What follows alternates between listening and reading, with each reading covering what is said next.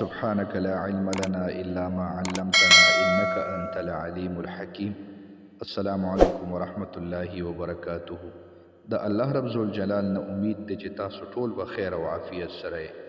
په تیر شوي ویډیو کې موږ تاسو ته بیان کړي چې په کومو موقعو کې غسل فرض دی، په کومو کې سنت دی او په کومو کې مستحب دی. په نننۍ ویډیو کې موږ ان شاء الله العزیز تاسو ته بیانو چې په غسل کې څو فرض دی او څو سنت دی. نو په غسل کې 3 فرض دي.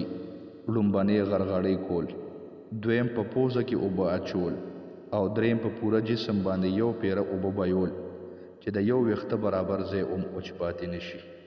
په غسل کې 15 سنت دي.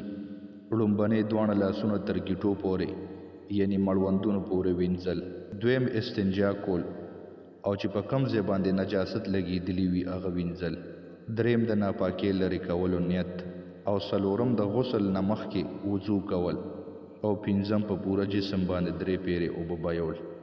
امید ده چې ویډیو به ستاسو خوښه شوي وي. د نورو معلوماتي ویډیوګانو دپاره زموږ چینل ځان سره سبسکرایب کړئ چې آینده تاسو ته زموږ ویډیوګانې بر وخت ملاویږي.